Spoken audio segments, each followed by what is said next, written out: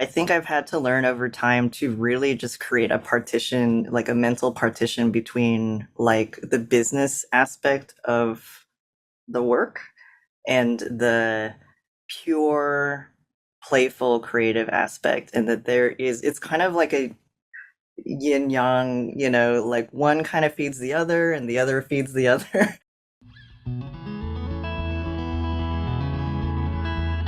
Welcome to Leap Like Me, the podcast that helps you to be bold in life, to stretch what's possible, and find more adventure, joy, and purpose along the way. I'm your host, Lisa Hoashi. I'm a life coach who can help if you're ready to take a new, more authentic direction in life. On Leap Like Me, we share the inspiring stories of people like you who have made a brave leap and offer practical tips for how to set your leap in motion too. Let's get started. Hello, everyone. This is Lisa Hoashi, and welcome to Leap Like Me. Our guest today is one of my clients and an artist that I hugely admire. Annie Wong is with us today, a.k.a. Headexplodie, and she's a mixed media artist and storyteller known for cooking up playful eye candy in the form of sculptures, illustrations, and stop motion animation. And I love her work because it's such a blend of fun and humor and weirdness with some rebelliousness and with like heart behind it as well. And she has Annie is a Giphy featured artist with over 26 billion views, and she's created art for clients such as Adult Swim, Apple, the New York Times, Vans, Creative Mornings, Instagram, and the Greater Good Science Center. Annie, we're so happy to have you with us today. Thank you so much for having me. Super excited about this. So Annie and I were just talking about how we want to, if possible, bring some of the visuals of her art here. And, even just like a quick look over at Annie's Instagram account, you'll see like, just these it is like eye candy.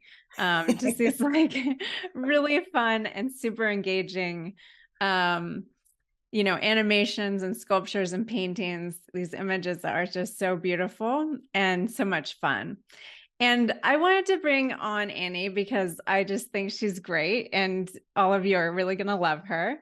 And I also know that many of you are interested in shifting to a more creative path, or you want to just keep going strong with your own creative work and businesses. And Annie is doing this. And I wanted to bring her on the show to really learn more about how she's been navigating, continuing to make her art while making money, and what she's learned along the way, and how she has been using our coaching to explore these new directions. So Annie, you are such a playful person, and I wanted to start off this interview somewhere fun. So you have mentioned that you got to meet one of your heroes, Paul Reubens, Pee Wee Herman, and I want to hear more about that. When did you meet him, and what did that mean for you?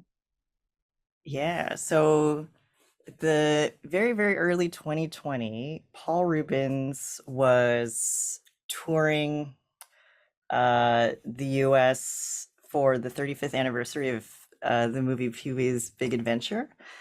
And so when we found out that was happening, my partner and I instantly bought tickets, and we bought the VIP, meet and greet package because a couple of years prior to that, so Pee Wee Herman has an Instagram account, and I wasn't sure at the time if like he runs his own Instagram account or if he has a social media manager, but whoever was running that account had posted one of my animations on Instagram for National Ice Cream Day.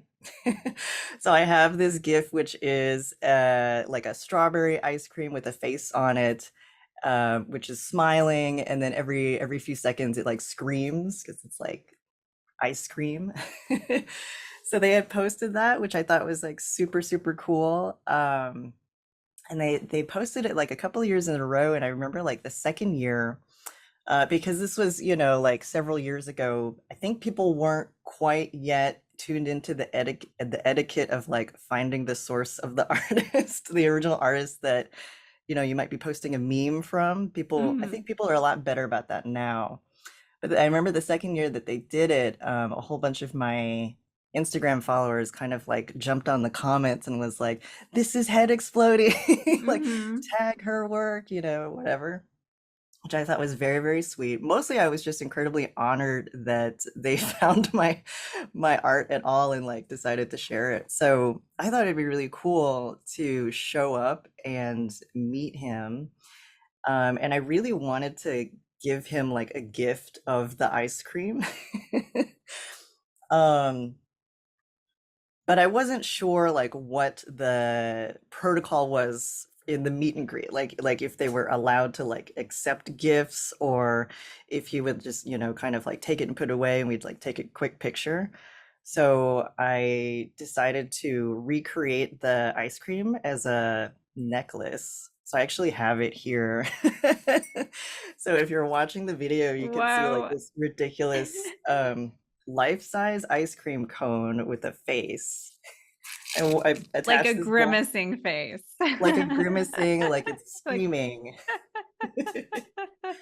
And I attached this gold chain around it because I was like, well, if I'm wearing it, they can't like not see it.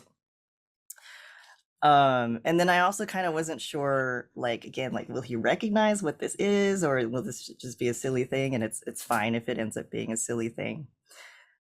So at the beginning of the show, we kind of like we're making our way up the line, the meet and greet line, and then it's finally our turn, and I'm walking towards him, and he's kind of just looking at me, and then he stares down at the necklace at my chest.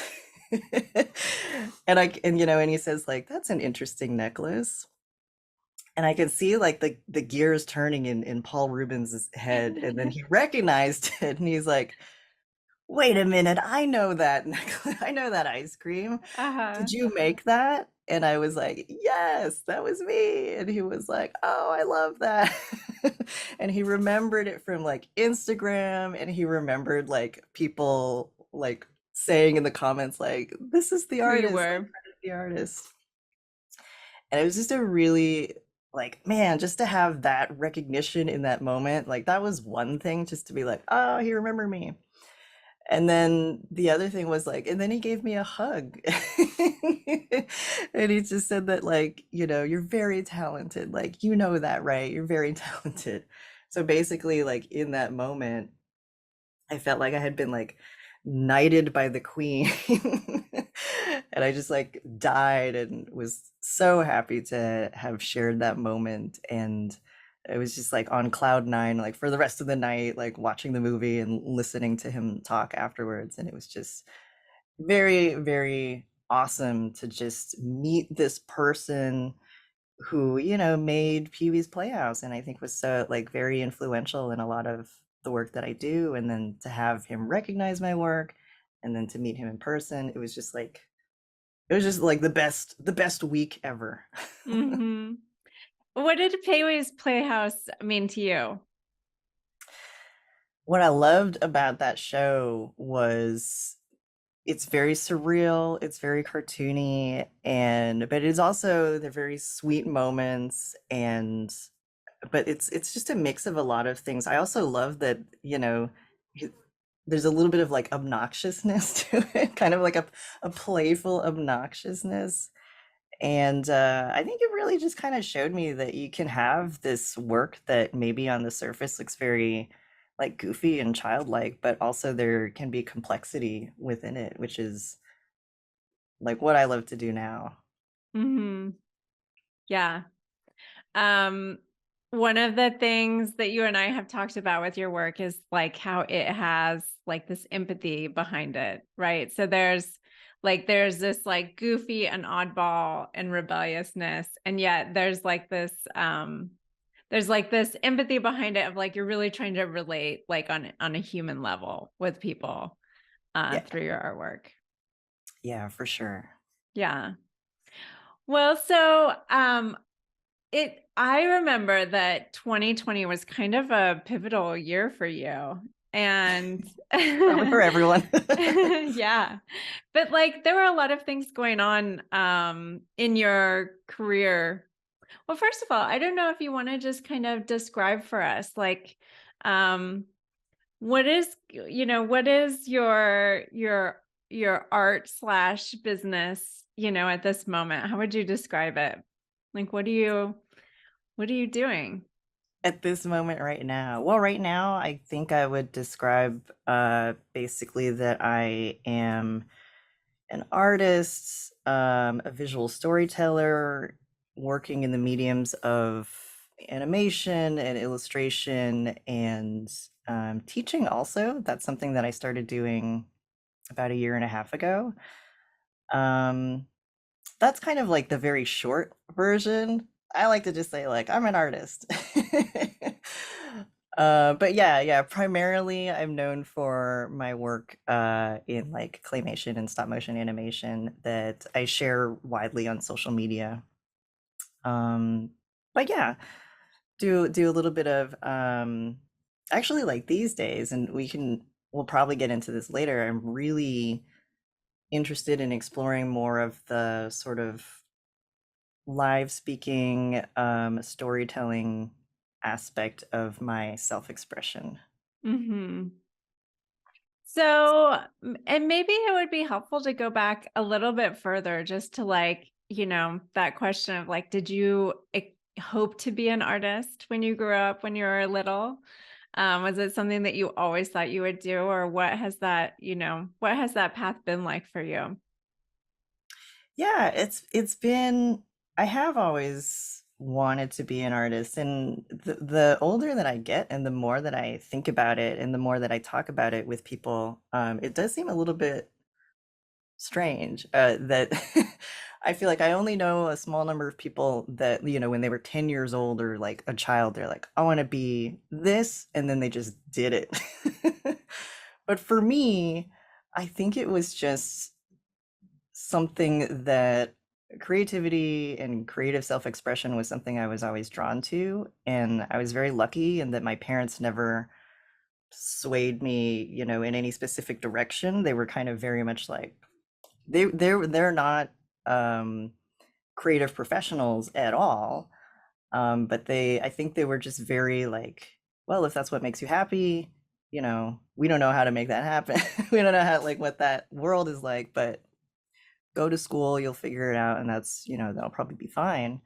So I think just because I never was pulled away from that path, and when you're the kid that kind of like draws well and like you become known as like that artist kid in school, it's a little bit validating because you're encouraged to keep on doing it. So yeah, I think it was just always like, well, I guess this is the thing that I'm gonna do. People say that I should do it. I like doing it, so I'm just gonna keep on doing whatever the things are to achieve that label, artist. Hmm. So you went to school, and did you study art there? I did. I grew up in Texas, and after graduating high school and doing a year of community college in Texas, I moved out to California to go to art school.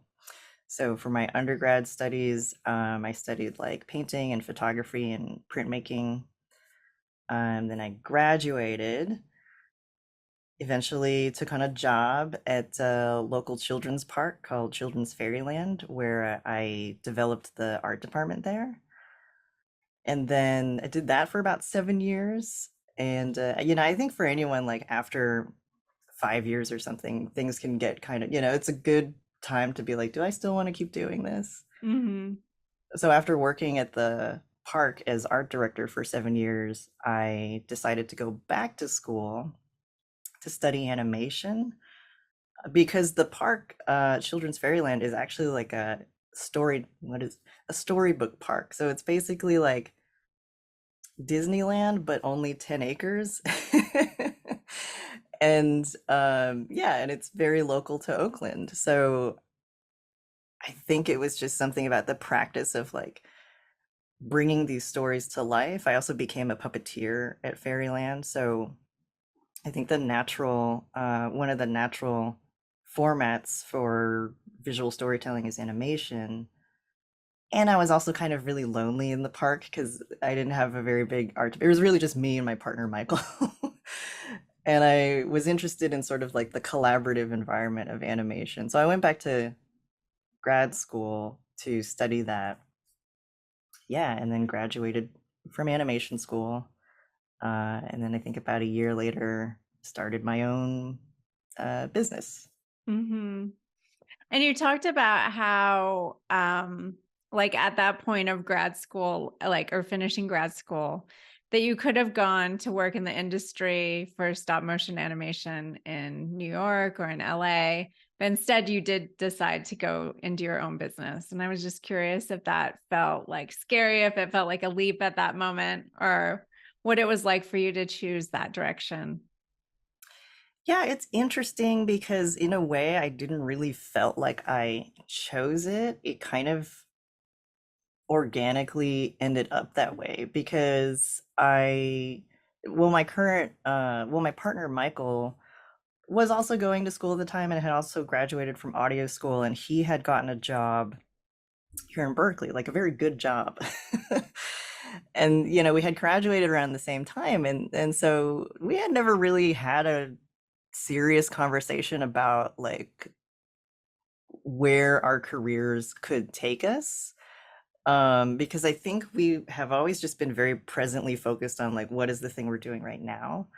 So I think once I graduated, and the common path is yes, people will move down to LA because that's where all the animation studios are, or New York because there's a lot of other animation studios there. I didn't feel comfortable doing that. And plus, I just had like a lot of social anxiety too. So it was just like, I think it felt more like a leap to do that, the common path. Um, so I don't think I necessarily had the intention to start freelancing and run my own business, but it just kind of ended up being like, well, if I'm here and I want to make money and I want to exercise my craft, I guess this is like the way to do it. Yeah, and so I kind of just started taking like various types of online business classes, trying to teach myself how to run my own business. And it just kind of slowly unfolded from there. After graduation, I took on a couple of different day jobs. And then, yeah, at some point, I think the leap was quitting my day job as an assistant photographer to be like, okay, I think I'm getting enough work through client work that I can just do this. So I'm going to do it. But also, I didn't like my day job anymore. So I kind of just like, nope, gonna quit and just like do this now and rack up my credit card bills. So I will say that like the way that I did it wasn't the smoothest, but I really wanted that freedom of running my own business and controlling my schedule and creating the art that I wanted to make. Mm-hmm. Yeah. Well, there, I mean, the description that you're making, I mean, it's resonating a lot with me. I feel like if I were to, I started out my career with like the intention of like being an artist, which was like to just be a writer, follow my own, creative expression as well with writing. And then there's like, okay, how am I going to make money with this? Like, how am I going to support myself?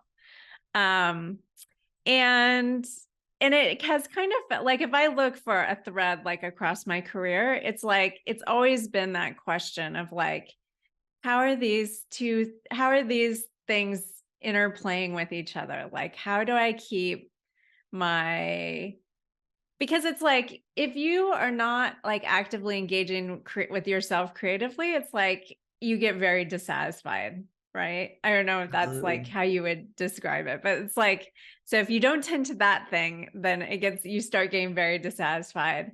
And yet there's like this sort of like figuring out of the balancing of like how can this actually work? Like what is going to be the right mixture or balance, you know, coming and then and back and forth between these sort of two realities. Absolutely. It's one of the hardest things about doing that path, doing the creative path. I actually remember in one of our sessions, I think you mentioned that your agent had said this, but she said to you, an artist is the only one who has to have a job in order to do their job. Am I saying that right? Is that Yeah, that basically the actually, quote? yeah, that comes from Beth Pickens, who's an artist consultant, and she wrote a book called Make Your Art No Matter What. And yeah, I think once she kind of explained it that way to me, I was like, "Oh my gosh, you're right. That's why I'm exhausted all the time." Because a lot of artists will work some kind of job that is, the pay the bills job.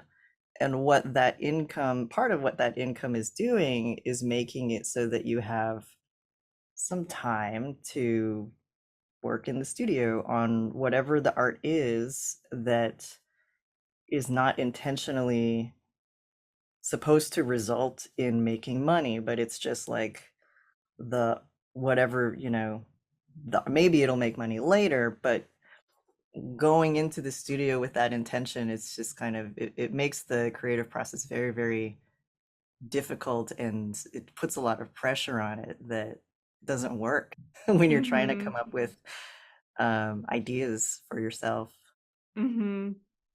So, um, what if, I mean, I get the sense, at least in my own career, that like this is going to be something that I have to like kind of keep playing with throughout my career. Like it's always gonna be there. It's kind of like I also was thinking about this the other day too, is that like um having started out as an artist kind of makes you like particularly sensitive to being like anti-capitalist because it's like you never really fit within capitalism like to begin with, Yeah, and so it's like you're like always struggling with this. You're like, yeah, this doesn't really support like what I'm trying to do here exactly. So there's like this low buy-in, you know, just by just by the fact of being an artist.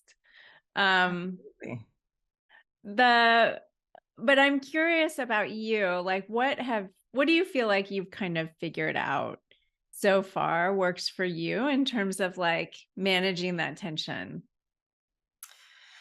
Managing the tension between like having to pay the bills and And like having, come into your studio and make art as if that wasn't a reality.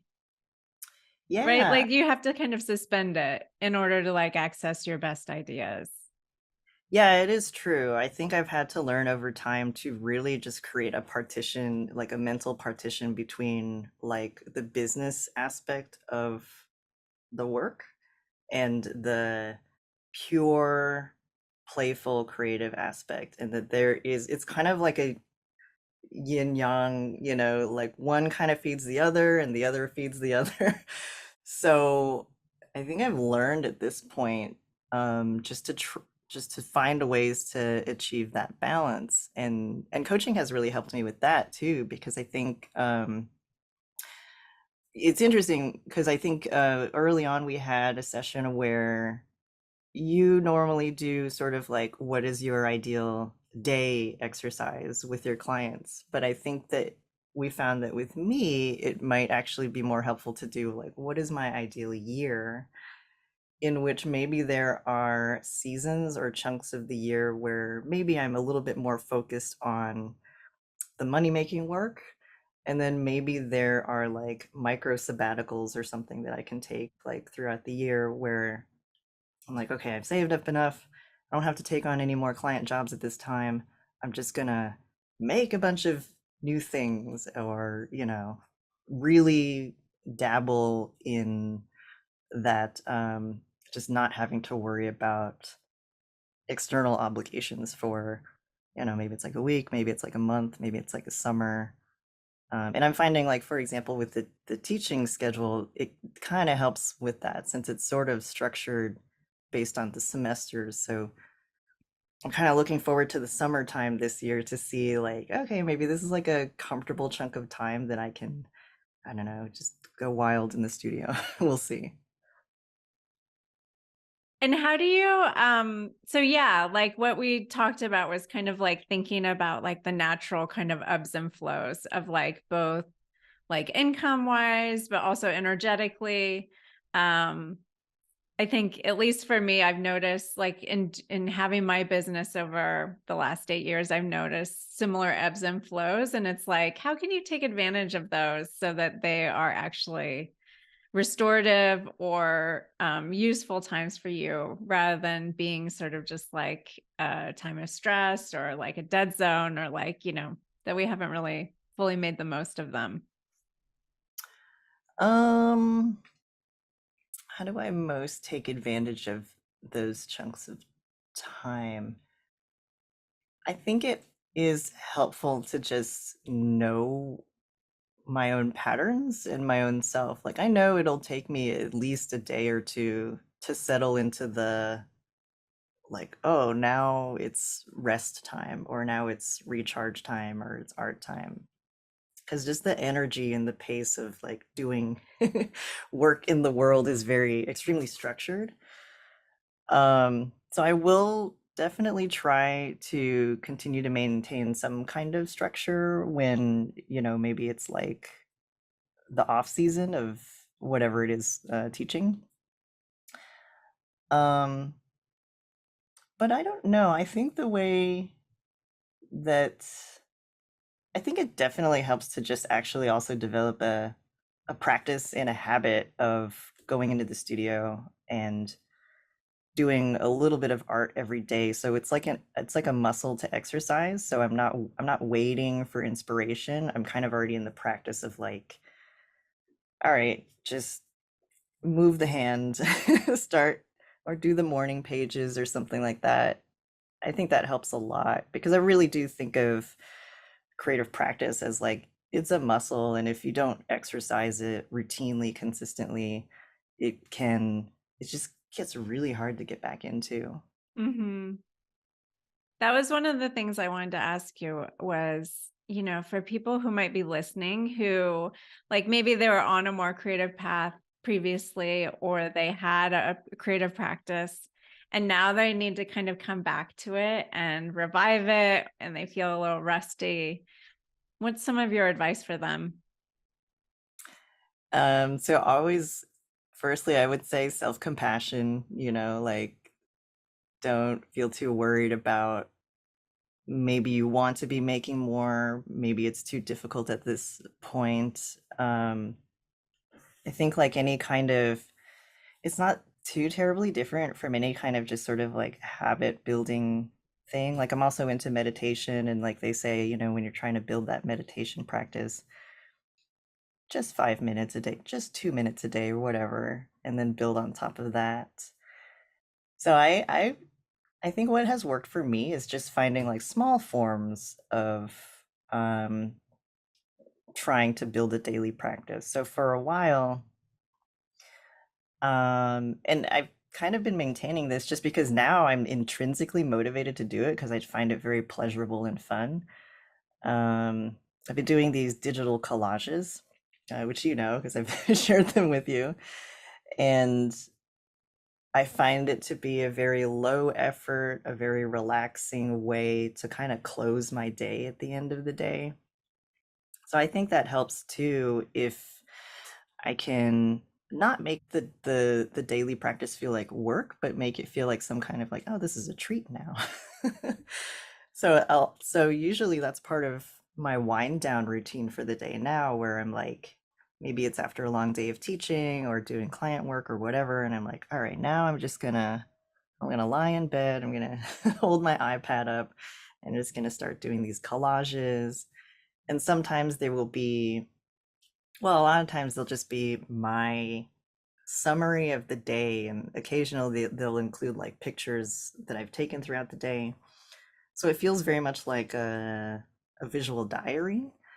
And that's something that I like and it's something that I'm interested in because it's so easy to just not have a very good sense of time. So it's like documenting what I did during the day. So because it's something very low effort and something that I find to be pleasurable, it's giving me some sense of pleasure. Um, it's been surprisingly easy to maintain that practice. I didn't expect to do it. When I first got into it, it was just like, oh, this seems like a fun thing to do while I'm recovering from my like COVID shots and I can't go out. But yeah, that's like a it's like a small version of like a an artistic practice that I've been doing that allows me to keep in touch with my creative self. We Mm-hmm. have many different selves. And that's the one I want to try to like the creative self is definitely the one that's high on my priority list to try to like, make sure I call her on the phone every night and just be like, "Hey, how's it going? Let's just chat for five What you minutes." thinking about? Yeah, what are you thinking about? And then maybe it'll be like an hour-long conversation or whatever. Mm-hmm. Yeah, I like that. So it sounds like kind of like to think about getting back into your practice is sort of like initiating this kind of pleasurable, easy, like what feels easy kind of conversation with your creative self. Um, and I did hear like Yeah. initially like that self-compassion was important part of it. Um, I've Yeah. definitely learned a lot more about self-compassion like in along this journey as well. And I'm just curious in hearing your own words, like, how has self-compassion kind of come into your practice for you? Oh man, it's become like one of my number one things that I feel like is necessary to maintain the creative career. And I think it goes a little bit back to what we were saying earlier about how because entering into, well, choosing the path of being a creative professional is kind of counterculture to the market economy that we basically live under. I think that kind of like the competitive nature of capitalism sort of, either directly or indirectly will tell you you need to be constantly producing. You need to be constantly proving your worth. You need to be and how you prove your worth is through money and how much money you make. And so I really needed to learn the self-compassion to kind of be like, my worth is not, my annual salary. Like my worth is just I'm worthy just because of being a human. And finding, I think that kind of mentality helped me sort of start to break away from the pressures of, I don't know, doing that kind of thing, or just, giving into the pressures of productivity. Mm-hmm. Yeah. Yeah. Um, One of the things that I wanted to mention, just that as the in that you and I have in common, is that our Asian American background, and so Annie is Chinese American, I'm Japanese American, and um, when I think about like that self-compassion, I guess there are kind of like there were two like very heavy threads, like as I was like starting out on this journey. And one was like related to what you were just saying, which I feel like is related to my Asian Americanness of just like, there's like a certain way to do things and you have to do them perfectly. And sort of it's like, but all of those, like the pressure of like achievement and perfection that can kind of go along with some of those expectations can like really like clamp down on the creativity. Like that's not a space in which like creativity flows. And I feel like the other one that like really I came up against was in school was just like around like the genius idea of like who are the people who have talent that are like the ones who will be the artist and the ones who will be not. So like I had the writers and the poets. And so I felt like for me to like maintain like my creative expression, I've just had to keep saying just keep work like the most important thing is to just keep working at it. Because it will never get better if I don't keep working at it. But there will be no like arrival at like, you know, perfection. Yeah, because perfection doesn't really exist in the first place, and there is no magic. There is no magic like download or like pill that we can take to suddenly be like, now I'm the master artist or whatever. It is like anything, just like building the muscle, considering it to be a practice, which kind of allows one. I think what's been healthy for me too is just to kind of focus more on. I heard a YouTuber, an animation YouTuber. I think his name is Tonico Pantoa, who talked about focusing on progress goals more than vague, I don't know, like outcome goals. I don't think he phrased it as outcome goals, but basically, instead of being like, I want this to be the best in my class or whatever, just kind of being more like, I want to put in, like an hour in the studio today, or like, I want to create one 30-second animated short. And then that's achievable. Like, you can do that. And then you like up that later. And it's just kind of like, focusing more on progress and like how maybe you're doing a little bit more or you've added more on top or you did, you know, have one painting. Now I've got two. Now I've got three. Hmm. That Yeah. seems to be more motivating than I won the award. that's that's not really in our control. Hmm. Yeah. Yeah. Well, Annie, I wanna one thing I want to just make sure to ask you about is just to think about like the point in your journey where you decided that you wanted to do some coaching. Oh yeah. Yeah. And I'm Um, curious, like what kind of made you think like, oh yeah, I want to do some coaching with Lisa? Yeah, it was last year. So I had been running my um, art business for already 4 years at that point, and I had started a little bit of teaching.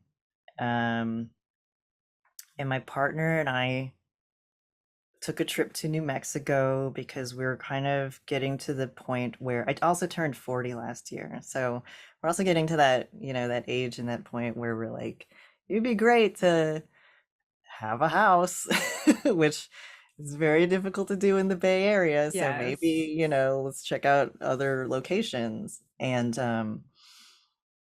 I think there was something about like physically being in a new space and a new land and kind of being inspired by the landscape that kind of made that potential vision, that potential desire, that potential goal feel more real, like when you're physically there. And then kind of I got caught hit with the hard realization of just like, well, I'm not making like buy a house money at the moment, but I feel like I could be. Um, but the work that I'd been doing, the work that I've been doing, I feel like I had kind of hit a wall, or was kind of starting to feel stale because I hadn't really had a break from it either for 4 years. I had at that point developed so many different, um, I guess you could say like income streams, or like experimented with a lot of different things. But I didn't know what to focus on because like it wasn't necessarily that any one of those single things was making me like buy a house money. So I reached out to you, specifically because you have shared that you are a clarity coach, and yeah, it was just kind of that moment on that vacation where it's like, okay, well, if this is what we want, then I need to figure out like some kind of focus, because I was kind of spread out in all these different areas, like creatively and business wise, that I remember writing to you that the weird problem that I had was like, I feel like I'm good at a lot of things, but I don't know like where to focus on. Like maybe I could go in this direction, maybe I can go in this direction, maybe I can go in this direction, but I don't know like what is. I felt like I needed to find the reason underneath or like the purpose underneath that would help me figure out a more cohesive path forward in my business and my life. Hmm. And what do you feel like has become clear now? Definitely, um what has become clear, well, we very recently kind of did the find your why exercise, which I loved, and that has been super super helpful. Um because I what was cool was like in our meeting.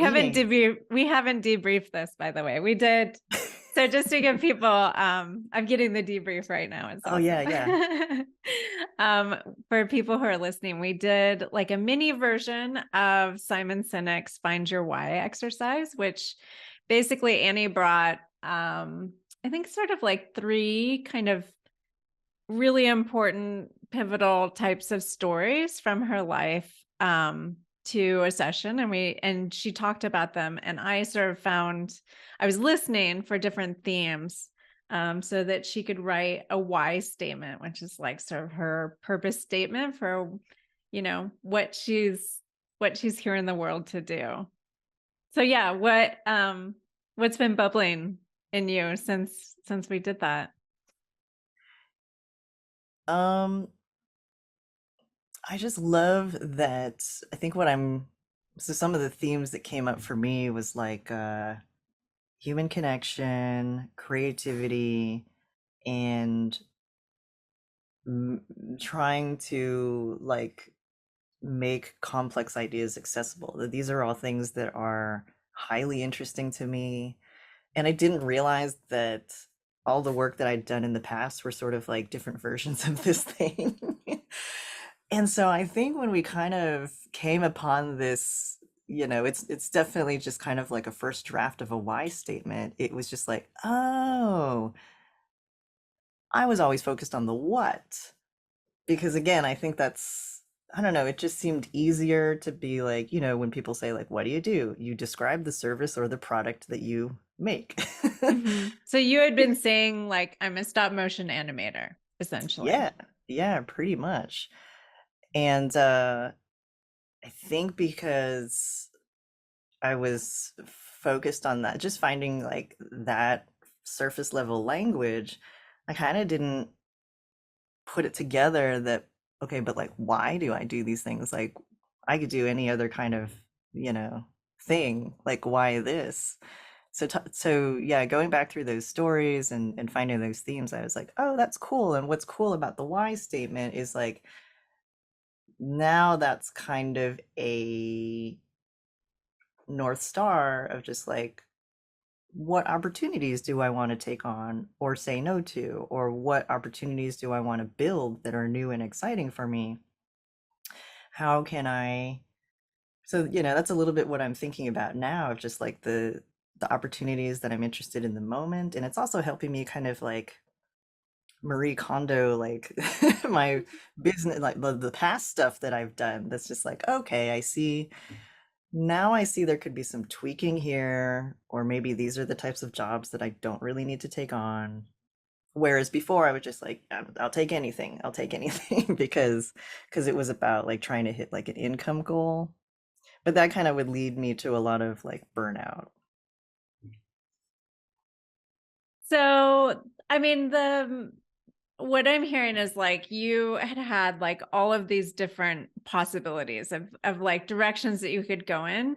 And even, when we talked about it was that you were doing a number of them and you were feeling, yeah, that burnout of like doing all the different things. And like you said, like you have this really beautiful vision for you and your partner being able to move to like a house in New Mexico and like have this dreamy life there. And so, that like really brings home the goal then of like, where can I focus in a way that's like super aligned with my why that also brings in, the type of buying a house, income that I would really like to have.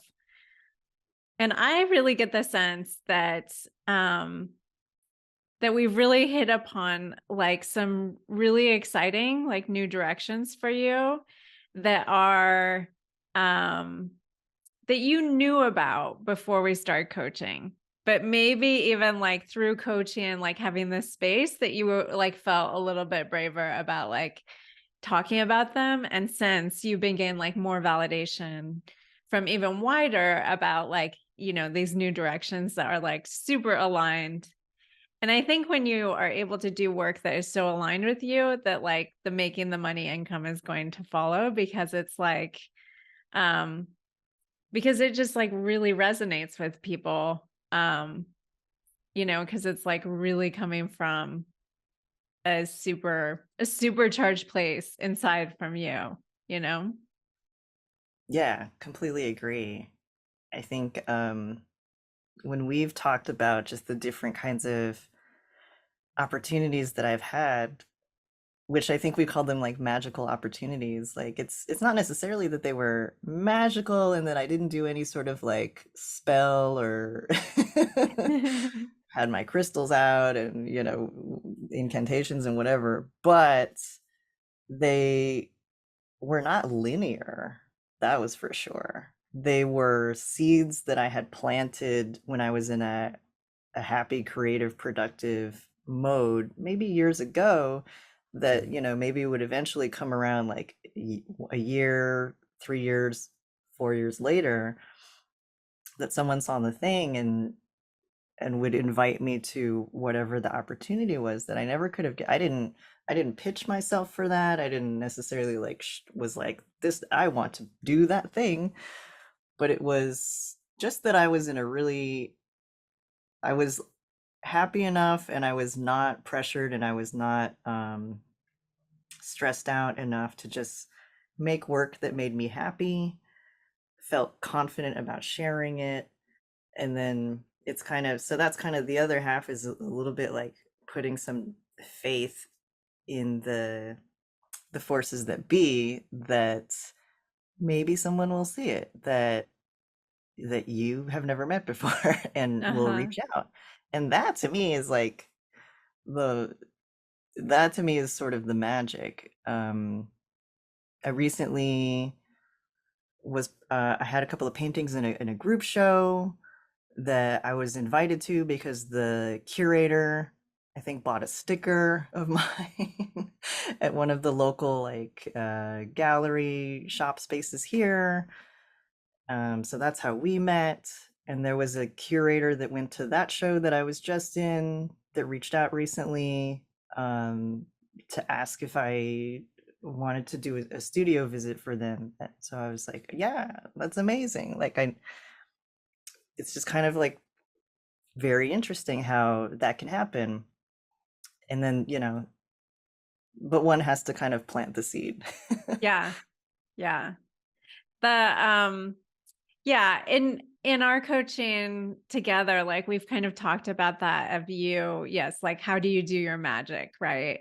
But it's like it's that idea of like how do you plant the seed? How do you like make something in your like purely happy and you know, like in the super pure sort of creative sense, and you know how then do you see the results of that, and how could you like do more of that? Yeah, it's really similar to just like the overall, I mean, I kind of hold this philosophy overall in my coaching, which is just that like this is why we do that, like visioning and sort of dreaming about like what's possible, so that we can kind of like be in our happy place and just like be aiming towards something, which is, yes, like, you know, just like having, it's like this mixture of like taking intentional action and also having faith that it's going to like lead you closer to that place that you ultimately like to go. Yeah. Yeah. It's Yeah. nice to have just a direction to move towards. And that's how I try to think of things now, of just maybe not necessarily like the specific destination, but just sort of like moving in the direction of that thing. So Annie, what is, if you could just give us a little taste, like what is the next thing that you're excited about? That like coming out Yeah. of our coaching that you're gonna be, you know, you're feeling like more prepared to take on. and excited to go forward with? So I want to start creating either some new offerings or a new body of work that's a little bit more of me mixing in the realms of like creativity and like mental health self-care. And it's so cool like how I feel like that came out in coaching, like where you said you kind of already knew probably that you wanted to do this thing, but the coaching helped like bring it out, which is absolutely true. Because I remember when I was trying to come up with ideas for like for some potential workshops, I was like, well, there's this one that I think would probably like sell really easily. But then there's this one that's a little bit more on the witchy side. I don't know. But it kind of like I'm excited about it. I don't know if anyone else will be excited about it. And you're like, let me hear what that idea is. And it was just sort of like it's a wonderful feeling to kind of like feel like you know, if you're sort of like the timid, shy child and you're like, oh, what about this idea? And then you kind of, you know, get that encouraging support from another person that's like, yeah, that's great. And then you can see, because I see this in some of my students sometimes, like, and then they're like, oh, yay, they light up and they're like, okay, great, because that was actually the thing that I wanted to do, but I was a little bit afraid Mhm. about if it would work or not. So one of those ideas at the moment was I'm really into this idea about how your creativity is like an inner child. So I'm currently like working on I'm taking like a public speaking program where we're kind of practicing developing like a 5-minute talk around this, um, which is fun for the sort of like the performative side of me. I get to talk about these ideas that I'm really interested in. And then I would love to at some point also develop like a workshop where I'm helping people like build like an altar for their like inner child. Because I've done a couple of them for myself and they're really sweet and fun, and I love the idea of just connecting with people on that way and just kind of like encouraging their own creativity. Because as much as I've talked about how long I've been doing creativity professionally and the ways in which it's working, I've also deeply experienced the flip side of that of just being extremely frustrated and stressed out and burnt out. So I'm very happy that now I feel like I have a lot more tools to kind of deal with the harder parts of being a creative professional. And I would just love to share those tools with people that are basically like the younger version of myself. So kind of mentoring along a next generation of creators. Yeah, yeah. It's hard. It's especially because sometimes the work is like so personal. So it's very easy to get discouraged and to not want to share and not want to self-express. But I think like for me, if you can tap into it and if you can kind of build that self-confidence, then it's really liberating and it's really fun. Mhm. Yeah. So for you, the inner child is like a way of kind um of getting back from that place of being like discouraged or blocked or burned out. Yeah, absolutely. And so it's a tool of kind of well, you also talk about like creativity is like a source of healing. And it sounds like Yeah. it's related also to this idea. Yeah, I've been a creative for so long, it's hard for me to think in a way that's different, but I really feel like it's a way I think it's a good way to solve a lot of problems. So healing is one of them in that because what creativity is to me is like one's ability to just be open to possibilities and to be a little bit curious, to ask the like what if question And I think to practice that muscle is it can be really helpful in getting yourself unstuck.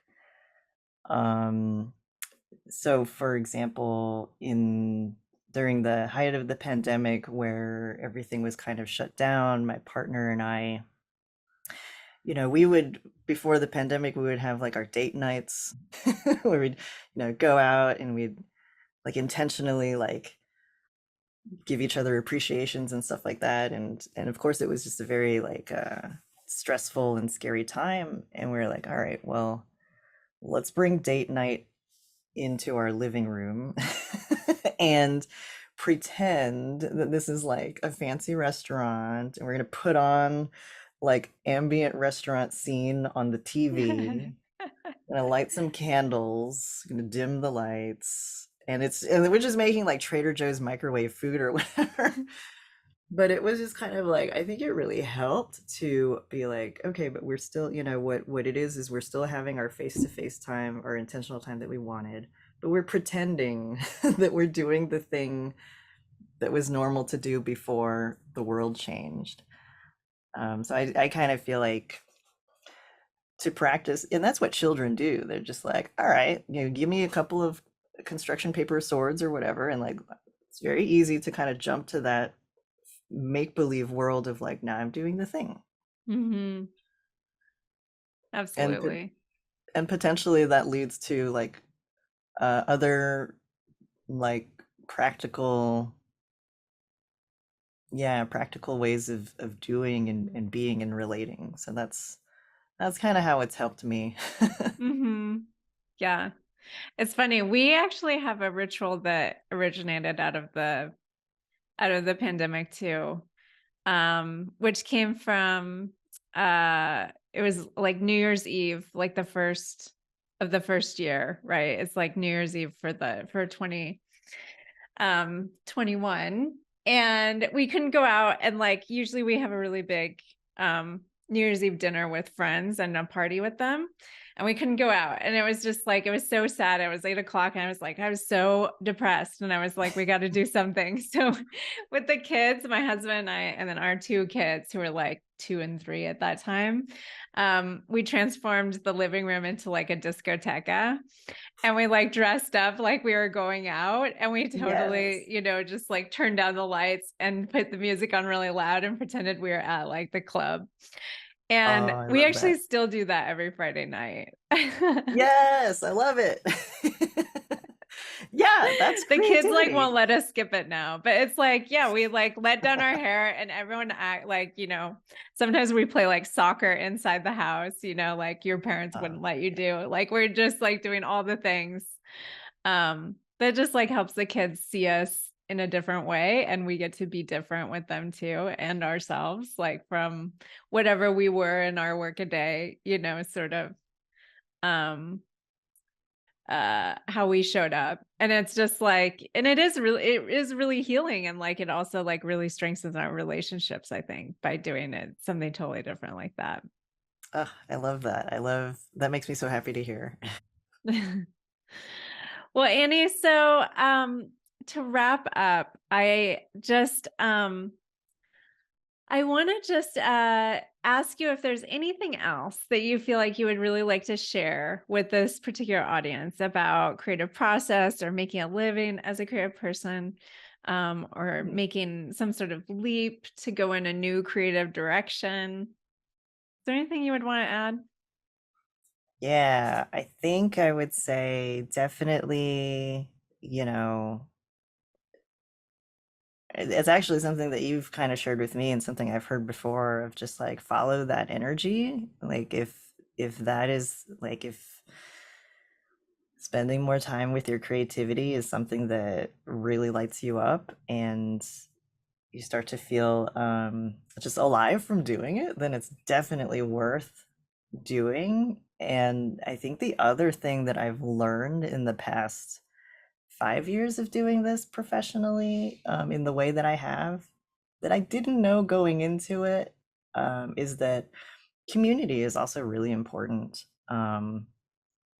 So finding other people that can support you on your journey of growth, because it is growth, makes it feel like the hard things that are kind of uh, that are inherent to being a creative professional are achievable. If you're with people that are encouraging, or they're also on the same path, it makes those hard things seem more possible and achievable. And I think that's part of like what coaching is. I think that's part of just having like friends that are, maybe they're not doing exactly the same thing, maybe they're a similar thing, and even people that are not doing that at all, but they're like, I believe in you, like, ask me for help if you need. So asking for help, having community, it really helps a lot, and it makes it feel like you're not alone in this process.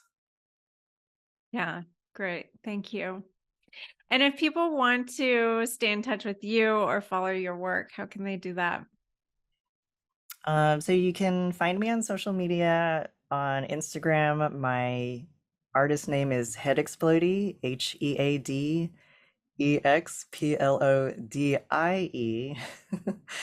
And then my website is also headexplodie.co. And you can sign up for my newsletter through my website. All right, great. And we didn't get a chance to do the show and tell yet, Oh. but can we close with a little show and tell of maybe those things that you have on your table behind you? Can Yeah, you tell us about them? so my table behind me, let me grab it real quick. Or if there's anything else that we can't see that you want to grab and show. I'll bring the self-portrait clay head. So I have in my hand, for anyone that can't see, it's a very goofy clay head of me with my when I had my short hair and black bangs, and this head actually opens up, and so I'm opening up Cool. the lid of the head and I'm pulling out a brain. So I made this just for fun for myself with no like, I was just like, oh, I wonder if I can make like a 3D head that's hollow inside. And I brought it on to like a Patreon video once where I like to use it, and I like to talk about how like scatterbrained I am sometimes, and I just pull random things out of the head. Oh, that's so good. So yeah, there's that. And then the clay unicorn that's in the back is from an old client project where I think in 2018 there was a trend where unicorn, everything was a trend unicorn. I don't know, like lattes, I cupcakes, have whatever. a 5-year-old, so the unicorn trend is still alive and Oh well yeah, in our super household. alive. Yeah.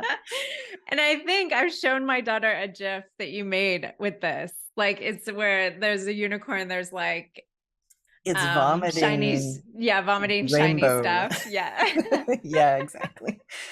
So that's what that is back there. So cool. Yeah. Thank you. Well, thank you, Annie, for sharing both your art and a bit of your journey with us. It's been really great to have you on the show. Thank you. Thank you so much. Hey everyone, Lisa here, and thanks for joining us for this episode of Leap Like Me. Today's episode is our last one for this season, and I am headed off into a bit of a break. Aptly, it is a creative break, so I can dive a little more deeply into my book project, which is a memoir of my adventure of taking a sabbatical year. If you're curious about what it's going to be about, listen to the story on episode 10, a love story from Barcelona to Patagonia and back.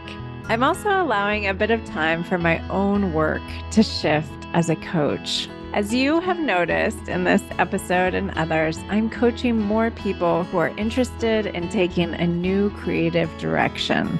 And without getting too meta here, this also represents a new creative direction for me too.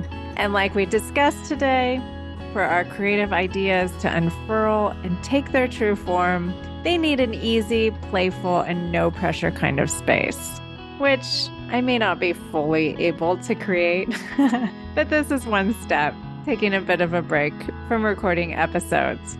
So while Leap Like Me is on break, you can continue to stay connected with me. Head on over to lisahawashi.com to join my email list or connect with me over on Instagram or LinkedIn. I will definitely still be posting over there. I am here and I would love to hear from you. Until next time, be bold and take good care.